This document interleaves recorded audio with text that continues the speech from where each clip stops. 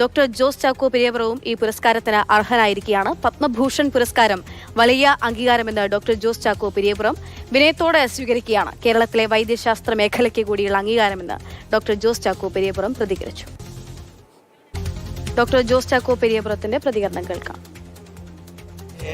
Nominated ആണ് എന്ന് എനിക്കറിയാമായിരുന്നു. കാരണം ഓരോ വർഷവും ലക്ഷക്കണക്കിന് കാൻഡിഡേറ്റ്സ് നോമിനേറ്റ് ചെയ്യപ്പെടുന്നുണ്ട്. മാത്രമല്ല പത്മഭൂഷൺ എന്ന് പറയുമ്പോഴത്തേക്കും നമ്മളുടെ സിവിലിയൻ അവാർഡിലെ ഏറ്റവും മൂന്നാമത്തെ അവാർഡാണ്. അത് കിട്ടുക എന്ന് പറയുന്നത് വളരെ അസാധാരണമായ ഒരു സംഭവമാണ്. അപ്പൊ അത് വലിയ സന്തോഷമുണ്ട്. അത് നമ്മളെ കേരളത്തിലെ വൈദ്യശാസ്ത്ര രംഗത്തിന് കിട്ടിയിരിക്കുന്ന വലിയൊരു അംഗീകാരമായിട്ട് ഞാൻ വളരെ വിനയത്തോടെയാണ് ഈ അംഗീകാരം ഏറ്റുവാങ്ങുന്നത്. നമുക്കറിയാം, ഇന്ത്യയിൽ പല സംസ്ഥാനങ്ങളുണ്ടെങ്കിലും ആരോഗ്യ മേഖലയിൽ ഏറ്റവും കൂടുതൽ മുന്നോട്ട് നിൽക്കുന്നത് നമ്മുടെ സംസ്ഥാനമാണെന്ന് എല്ലാവർക്കും അറിയാം.